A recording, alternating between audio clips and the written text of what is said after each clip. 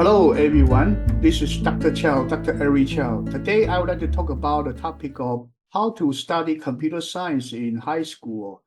There are many high school students who get involved in the coding or programming activities or courses, but they really do not know how to study computer science in high school. And a lot of students using the way they study math or study science in middle school to study computer science in high school is very dangerous. So I would like to actually show the high school students how to study the computer science in high school. And my name is Eric Chow. I'm working with Louis University. So first thing is like, okay, what kind of the programming skill the high school students should pick up? If you want to go to a computer science major in college, I would suggest to have 4 languages ready, and then you also need to have some sort of um, uh, algorithm or problem-solving capability. So the 4 languages, including C double plus, C double plus. This is actually 2 languages, but usually we call it C double plus. Java, Python, and web design. Web design including HTML and CSS and JavaScript. But sometimes we just consider it as one language. So I say 4 languages ready is actually at least 4. Also need to have data structure and algorithm. One of the languages should make it. And then some machine learning basics. If you learn AP, calculus, BC, and stats, and the linear algebra, then you are ready to study machine learning. So these are actually the radar chart that can analyze your current capability in these basic programming skills. So how to study computer science? Basically, usually you take a lecture, and then during the lecture, you will actually need to study the slides and textbook, and then you download a sample code. And sometimes you need to rewrite the sample code until you can fully remember the code. And then you need to also download a study guide and some extra reading material to finish the lecture.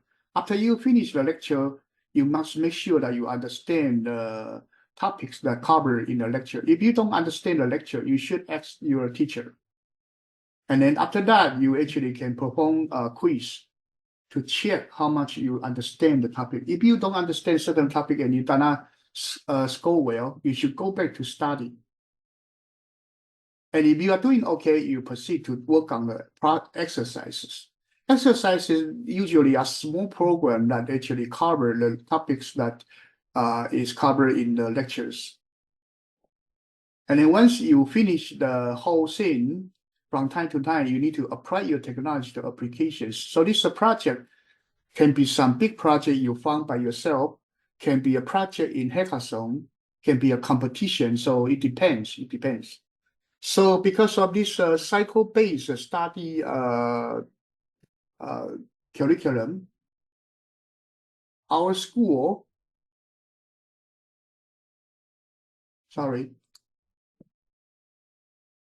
our school do support such a cycle-based. So if you are our student, every course share would cover all of these different courses. That is one AP computer science second semester. We divided each chapters, the textbook into different chapters, and then there are slices that you can actually download to study. So after class, you don't need to take too much note. In fact, you need to take some note, but we do provide you such slices that you can read. And then besides that, we also give you the sample code of that chapter. You should download to run it, and if possible, also memorize them. And there are also some study lessons that give you the extra study guide that you actually can go through the material in that chapter and have an organized study. And then after that, you proceed to take the quizzes. So there are quiz problems here. And then you actually, they are extra programming exercise. And from chapter to chapter, there may be extra project. There may be some extra project, like this a tic-tac-toe game, it's an extra project that will be used to apply the knowledge that you learn in one or a few chapters. So this is our cycle-based learning cycle program that is fully supported by our Moodle website.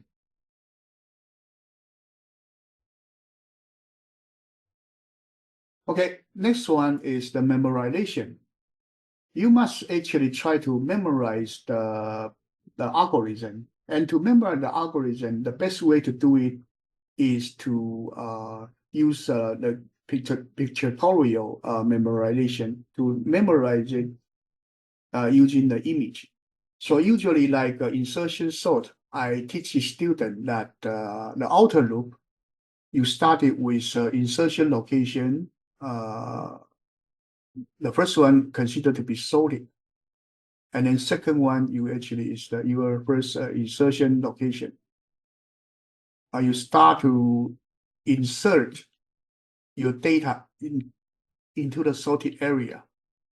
And then you keep doing that until the whole array being sorted. So that's what I call the pictorial memorization. You need to remember the algorithm by remember the pictures. It is proven that visual image will help you to keep the memory longer instead of using the text memorization. If you just memorize the code, you take longer time and it actually will make more mistake. And also when you change your language, then you may forget it. So basically, this is the whole process of how to train your brain to be able to memorize it. So you actually have a sensory input and then try to create short-term sensory memory and then try to apply it to some working environment, such as you remember some formula, you should apply it right away to some exercises. And then you actually work on a project so that you will use it for long-term memory. And remember, those pictures will help you to remember a certain algorithm for a long time. And then you should do coding practice, like using coding bed or similar website to work on the program.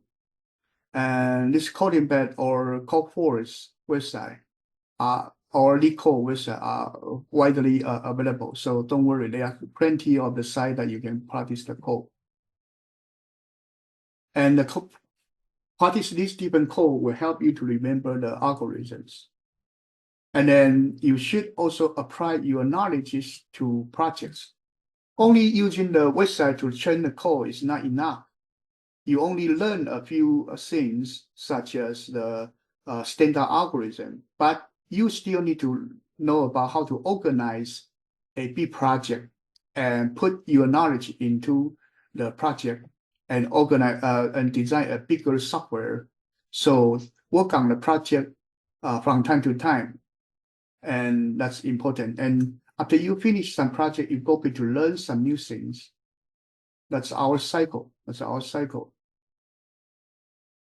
And last one is the user code competition. User code competition is a combination of the largest software and also the coding bed. So it is a very good training for high school students. But remember, don't jump right into the user code competition. For younger students, you will feel frustration.